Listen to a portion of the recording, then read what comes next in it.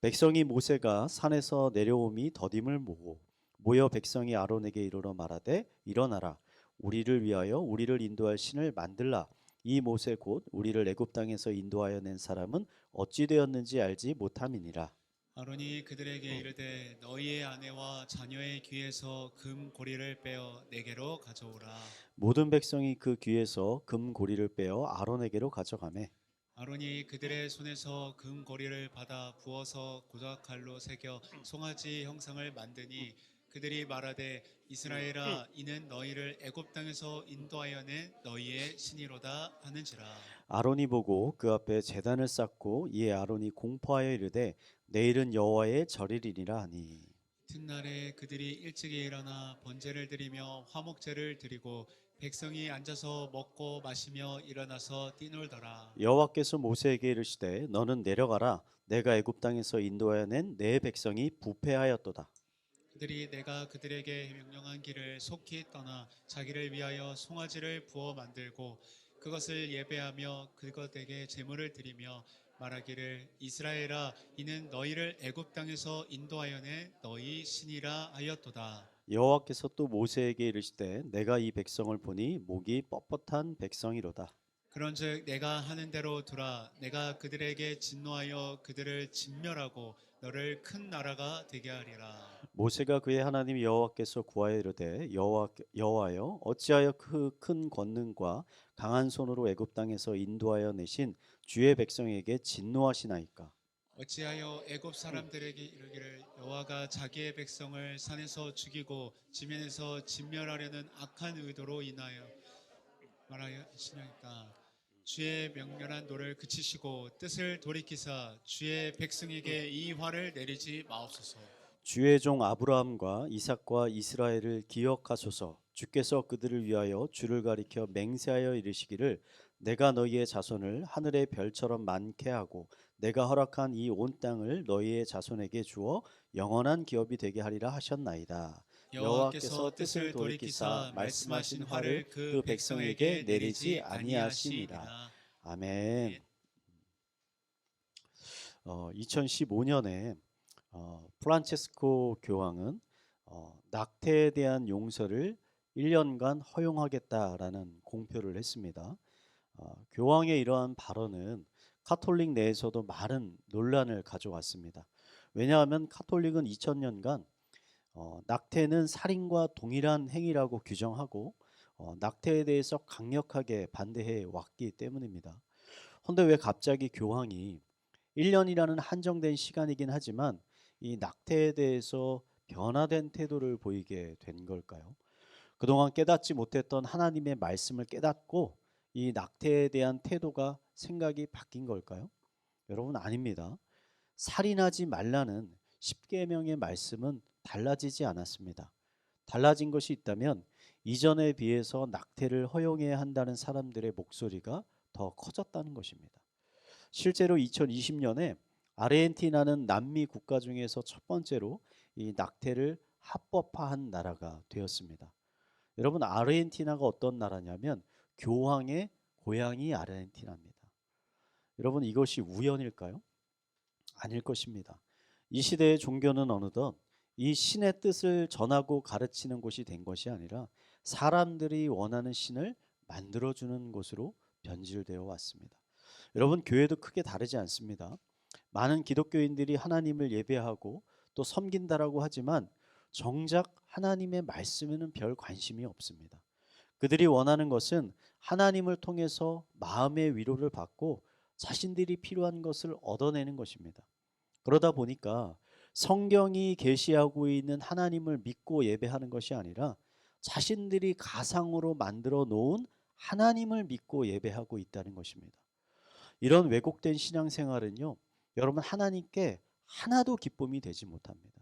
뿐만 아니라 하나님이 주시는 풍성한 은혜와 축복을 누릴 수 없게 만들어 버립니다.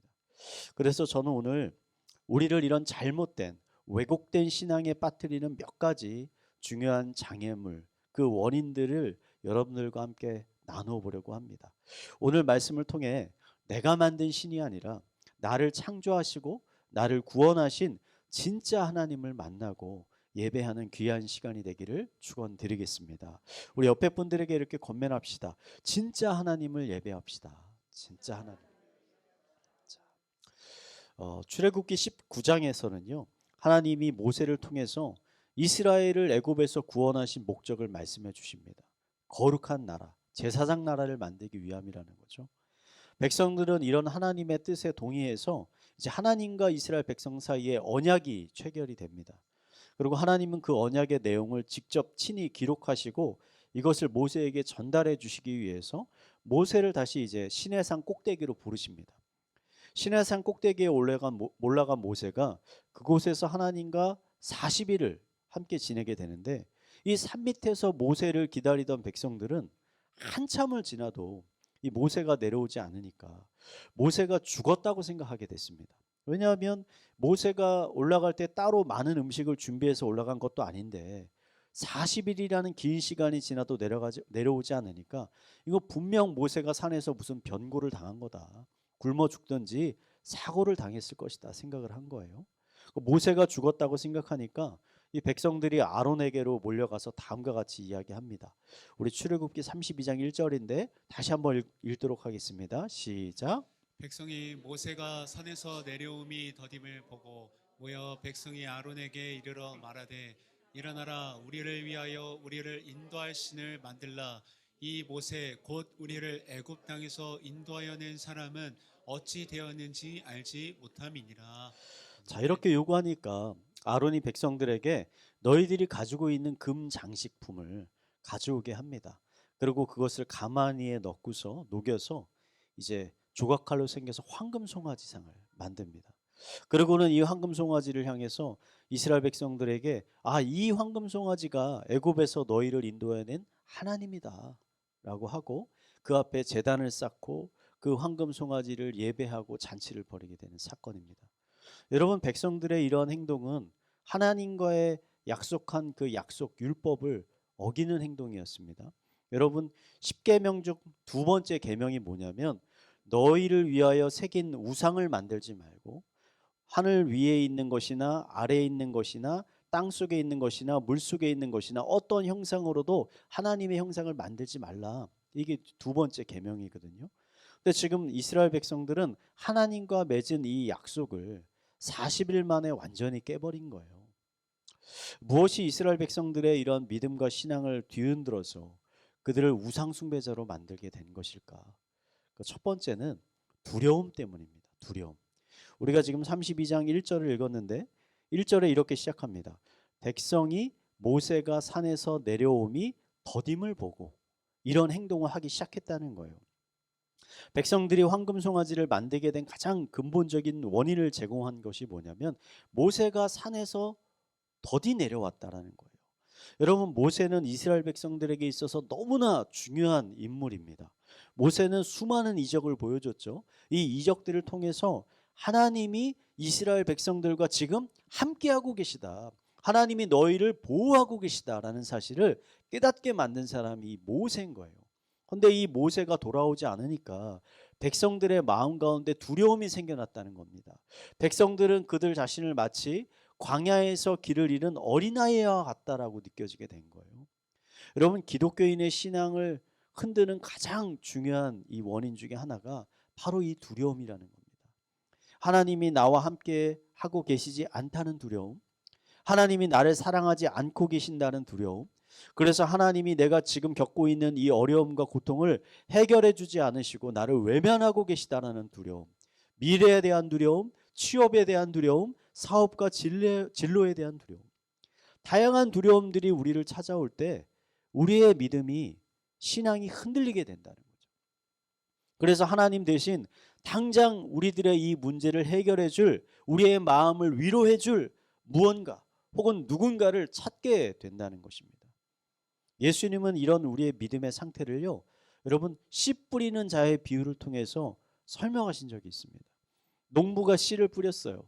근데 어떤 씨가 흙이 깊지 않은 돌밭 위에 떨어졌습니다. 처음에는 이 씨앗이 싹을 터서 식물이 잘 자라는 것 같았는데 여러분, 뿌리가 내려가다 보니까 돌이 있어요. 뿌리가 깊게 내리지 못한 것입니다. 그래서 결국은 햇빛이 강하게 쬐니까 결국은 이 식물이 말라 죽었다는 거예요. 제자들이 예수님께 묻습니다. 예수님, 이게 무슨 의미입니까 도대체? 예수님이 말씀하십니다. 돌밭에 뿌렸다는 것은 약속의 말씀을 처음에는 기쁨으로 받아요. 믿음으로 받습니다. 허나 뿌리가 깊지 못해서 환난과 고난이 오면 두려움 때문에 결국 넘어지는 자다. 그 믿음을 잃어버리는 자다. 라고 지금 말씀하십니다. 여러분, 두려움은 기독교인의 신앙을 넘어지게 만드는 가장 위험한 적입니다. 혹시 여러분들도 삶과 미래에 대한 두려움으로 인해서 여러분의 믿음이 흔들리는 것을 경험해 보지 않으셨습니까? 사람들은 두려움에 빠질 때 여러분 가장 어리석은 선택을 합니다. 가장 믿음이 충만할 때 선택을 해야 되는데 대부분의 기독교인들은 믿음이 흔들릴 때 어떤 선택을 한다는 거예요. 최악의 선택을 하게 되는 거죠. 여러분, 마음의 두려움이 찾아올 때 우리는 더욱더 하나님을 바라봐야 됩니다. 여러분, 그곳에 살 길이 있습니다. 아멘이십니까? 우리 옆에 분들에게 이렇게 권면합시다. 두려움에 흔들리지 맙시다. 두려움에. 자, 이스라엘 백성들의 믿음과 이 신앙을 흔들고 그들을 우상 숭배자로 만든 두 번째 원인은요, 그들의 교만 때문이에요. 교만. 백성들이 아노를 찾아가서 이렇게 얘기하지 않았습니다. 모세가 어떻게 됐는지 모르니까 좀 사람들을 보내서 모세를 좀 찾아봐 주세요. 혹은 자신들을 위해서 하나님께 기도해 주세요 라고 요청하지 않았어요. 백성들이 뭐라고 요청했냐면 자신들을 인도할 새로운 신을 만들어내라 라고 요청했다는 거예요. 여러분, 신이 없다라고 주장하는 무신론자라 그러죠. 이 무신론자 중에 유명한 사람이 있습니다. 리처드 도킨스라는 사람이 있어요. 이름을 한번 들어보셨을지 모릅니다. 이 사람이 2006년에 책을 한 권 냈습니다. 만들어진 신이라는 책을 냈어요. 이 책이 미국에서 아주 선풍적인 인기를 끌어서 그해 베스트셀러가 됐습니다. 리처드 도킨스는 이 책에서 뭐라고 주장하냐면 신이 인간을 만든 것이 아니라 오히려 반대로 인간이 신을 만들었다. 이렇게 주장하거든요. 인간이 자신의 삶에 있는 여러 가지 어려움과 혹은 자신 마음속에 있는 욕망을 채우기 위해서 자신들의 마음에 맞는 가상의 신들을 만들어 왔다는 거예요. 저는 리처드 도킨스의 이런 주장에 관해 어느 정도 동의합니다. 왜냐하면 실제로 이러한 일들이 인류의 역사 가운데 끊임없이 일어났었기 때문입니다. 여러분, 미국의 유명한 배우인 톰 크루즈라는 배우 아시죠? 다 아실 거예요. 한국에는 미션 임파서블이라는 영화, 이 프랜차이즈 영화로 유명한 이 배우인데, 여러분, 이 톰 크루즈의 종교가 뭔지 아십니까? 이 사람이 어떤 종교를 믿냐면 사이언톨로지라는 종교를 믿어요. 아마 처음 들어보신 분들 계실 거예요. 이 사이언톨로지는 1954년에 론 하버드라는 사람에 의해서 창시된 종교입니다. 그때 처음 만들어졌어요. 이 종교는 과학 기술과 심리학 기술을 통해서 인간이 완벽한 깨달음과 구원을 얻을 수 있다고 주장하는 종교예요. 생각보다 많은 사람들이 이걸 믿고 있습니다. 미국에. 여러분, 사이언톨로지 같은 종교는 신이 인간을 만드는 종교가 아니라 반대로 인간이 가상의 신을 만들어내는 종교예요. 이런 종교들이 여러분 지금도 계속 반복적으로 만들어지고 있습니다. 20세기 들어와서 한국에서 새로 만들어진 종교 제가 찾아보니까 16개나 됩니다. 16개나 새로 만들어졌다는 거예요. 인간의 욕망이 헛된 우상들을 지금 끊임없이 만들어내고 있는 거죠. 여러분, 아론이 백성들의 요구에 따라서 황금 송아지를 만들었잖아요. 왜 하필 황금 송아지였을까요? 그것은 백성들이 지금 가장 원하는 모습이 바로 황금 송아지였기 때문이에요. 고대 시대의 황소는 뭘 의미하냐? 강력한 힘을 의미합니다. 힘이 세잖아요, 황소가. 황금은 뭐를 의미합니까? 부와 권력을 의미하는 거예요.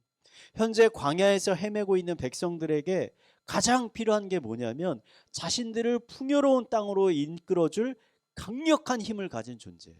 그 존재를 백성들이 원했다는 거예요. 그래서 황금 송아지를 만들어준 거예요. 여러분들이 보시기에 이러한 이스라엘 백성들이 매우 어리석게 보이겠지만 이러한 어리석은 역사는요, 교회 안에서도 끊임없이 반복되어 왔습니다. 여러분, 왜 신약시대 유대인들이 예수님을 십자가에 못 박혀서 죽였을까요?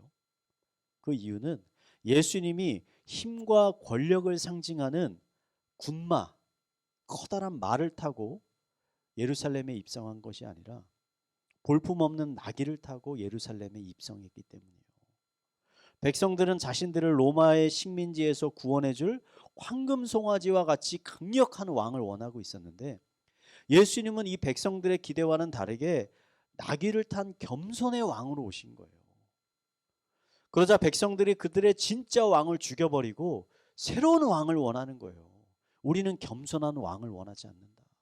우리는 강력한 왕을 원한다. 여러분, 이러한 일들이 오늘날 교회에서도 여전히 반복되고 있다는 거죠. 많은 기독교인들이 오늘도 자신만의 하나님을 만들어낸다는 거예요. 성경이 증거하고 있는 하나님의 모습이 아니라 내가 원하는 하나님의 모습을 만들어내고 숭배하고 있습니다. 예수님은 낮은 곳으로 임하셨잖아요. 근데 어떤 사람들은 계속 높은 곳으로 올라가려고 그럽니다. 예수님은 나누어 주라고 하셨는데 어떠한 사람들은 계속 쌓아두려고 해요. 예수님은 부자가 되기를 힘쓰지 말라 하셨습니다. 그런데 어떤 사람들은 계속 부자가 되게 해달라고 끊임없이 기도합니다. 우리는 아론이요, 황금 송아지를 만들어 놓고 새로운 신이라고 이야기하지 않았습니다. 이 황금 송아지가 너희를 애굽에서 인도해낸 신이라고 말했다는 것에 주목할 필요가 있어요. 아론은 무언가 새로운 신을 소개한 것이 아니라 하나님의 진짜 성품과 본질을 감추어 버리고 그 대신에 백성들이 원하는 욕망을 그 위에 더 씌워버렸다는 거예요. 오늘날에도 많은 기독교인들이 새로운 황금 송아지를 만들고 있습니다. 자신의 욕구와 만족을 채워줄 하나님을 만들고 있는 것이죠. 여러분은 어떠십니까? 혹시 여러분도 여러분들만의 하나님을 만들고 계시지는 않으십니까? 우리가 성경에 계시된 하나님이 아니라 우리가 만든 하나님을 섬길 때 우리의 신앙은 부패합니다. 반드시 부패합니다. 우리의 삶은 기쁨과 만족이 아니라 고통과 번민으로 가득 차게 될 것입니다. 그렇다면 우리는 어떻게 해야 이런 유혹과 시험에서 승리할 수 있는가? 첫 번째, 여러분, 잘못된 선지식을 내려놔야 됩니다. 잘못된 선지식. 이전에 어떤 목사님이 한국의 기독교를 정의하시면서 한국의 기독교는 유불선 기독교다 그랬어요. 한국의 기독교는 유교와 불교와 샤머니즘이 혼합되어 있다는 거예요. 그래서 많은 교인들이 성경이 가르치는 하나님을 믿는 것이 아니라 이전에 자신들이 믿어왔던 신 플러스 하나님, 이렇게 혼합된 하나님을 섬기고 있다는 거예요. 그런 잘못된 관습과 문화가 교회 안에 가득 차 있다는 거죠. 제가 이전에 사역했던 교회에 한 성도님이 계셨어요. 근데 이 성도님이 매일 헌금을 하시는 거예요. 매일 10,000원씩 헌금을 하셨습니다. 하루도 빠짐없이 매일 하시길래 제가 물어봤어요.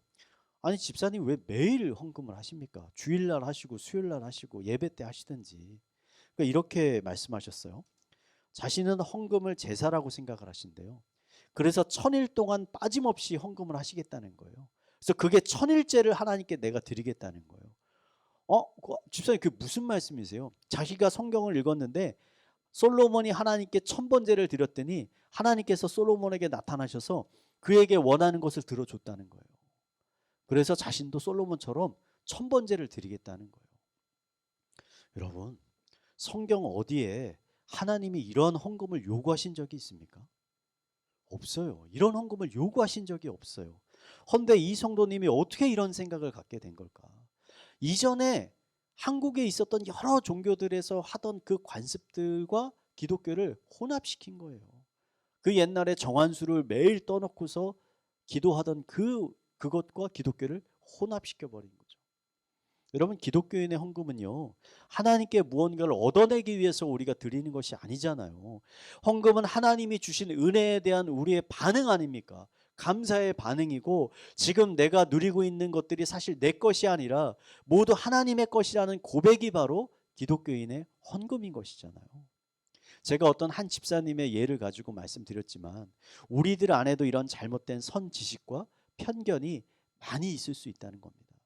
그러므로 우리가 바른 신앙을 가지기 위해서 반드시 필요한 것이 첫 번째, 이런 선지식을 내려놓는 거예요. 지금 내가 알고 있고 지금 내가 경험한 것이 100% 옳은 것이다 라는 생각을 여러분 내려놔야 되는 거예요.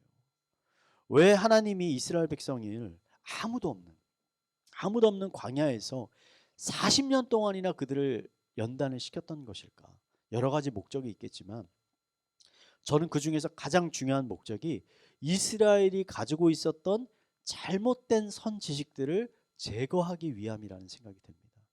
여러분 이스라엘 백성들이요 400년 동안이나 애굽에서 살았어요. 그들이 혈통적으로는 아브라함의 자손들이지만 그들이 생각하는 방식과 그들의 라이프와 종교관은 사실은 애굽 사람들과 거의 유사한 것입니다. 다르지 않아요. 그래서 이 백성들이 아론에게 요구를 하니까 이 아론이 그 당시 그 애굽 사람들이 가장 숭배하던 것 중에 하나인 황금 송아지를 그냥 만들어낸 거예요. 그들에게 익숙했던 것을. 그러니까 이러한 선지식과 편견을 제거하는 것에 여러분 많은 시간과 노력이 필요하다는 것입니다. 여러분 이때 겸손한 마음이 필요합니다. 내 생각과 내 경험을 주장하지 말고요. 겸손하게 우리의 마음과 눈을 열어야 됩니다. 이전에 어떤 장로님이, 어떠한 권사님이, 어떠한 집사님이 신앙생활은 이렇게 하는 거라고 가르쳐 줬는데 이렇게 맞을 수 있어요. 하지만 여러분 틀릴 수도 있습니다. 우리는 어떻게 신앙생활을 해야 되느냐? 하나님의 말씀을 통해서 성경이 가르쳐 주고 있는, 성경이 증거하고 있는 그 믿음을 가지고 신앙생활을 해야 한다는 거죠. 여러분 기쁨의 교회가 그래서요 3월 31일이 부활절입니다. 3월 31일이 부활절이에요. 그래서 작년과 같이 우리가 부활절을 앞두고 말씀을 좀 필사하는 시간을 가지려고 합니다. 그래서 필사를 한 3주 전부터 저희가 시작하려고 하는데 요한복음을 저희가 필사하려고 합니다. 하루에 너무나 많은 양은 아니고 쓸 수 있는 양을 정해가지고 필사를 하려고 해요. 이 필사의 시간을 통해서 여러분 성경이 가르쳐주고 있는 하나님을 만나는 시간이 되기를 축원드리겠습니다. 그렇다면 마지막으로 우리는 이러한 유혹과 시험에서 또 어떻게 승리할 수 있을까? 여러분 하나님의 은혜를 우리가 잊지 말아야 됩니다. 기억해야 됩니다. 여러분 앞서 이스라엘 백성들이 하나님을 버리고 새로운 신을 요구한 중요한 이유가 두려움 때문이라고 말씀드렸잖아요. 여러분 두려움이 우리의 신앙을 무너뜨리는 가장 무서운 적입니다. 그런데요 우리가 이렇게 두려움에 빠지는 가장 중요한 이유가 뭐냐면 우리가 하나님의 은혜를 잊어버리기 때문이에요.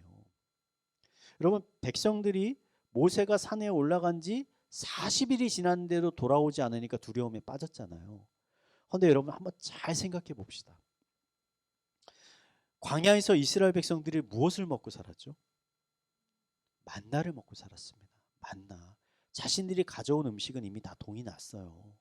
하나님이 매일 하늘에서 내려주시는 만나를 먹고 살고 있는 거예요. 이때 만나는 하나님이 이스라엘 백성들을 지금 돌보시고 보호하고 계신다는 가장 중요한 증거입니다. 이 만나는 이스라엘이 광야에서 헤매는 동안 매일매일 내렸어요. 모세가 하나님을 만나기 위해서 산에 올라간 40일 동안 만나가 내렸을까요? 안 내렸을까요? 당연히 내렸겠죠. 안 내렸으면 다 굶어 죽지 않겠습니까? 이스라엘 백성들이 조금만 사려 깊게 자신들의 지금의 삶을 돌아봤다면 모세가 없는 가운데도 여전히 하나님이 자신들을 돌보고 계신다는 사실을 깨닫게 되었을 겁니다. 그리고 어리석게 새로운 신을 만들어 달라고 요구하지 않았을 것입니다. 여러분 우리가 자주 두려움과 절망에 빠지는 이유는 고난과 어려움이 우리를 찾아와서가 아닙니다. 우리가 두려움과 절망에 빠지는 이유는 우리의 영적인 눈이 감겨 있어서 지금 우리와 함께하고 계시는 하나님을 깨닫지 못하기 때문에 보지 못하기 때문에 우리의 심령 가운데 두려움과 절망이 일어난다는 거예요. 사도 바울이 우리를 돌보시는 하나님의 사랑에 대해서 로마서에서 이렇게 고백합니다. 우리 8장 38절 39절 한번 읽어보겠습니다. 읽겠습니다. 시작.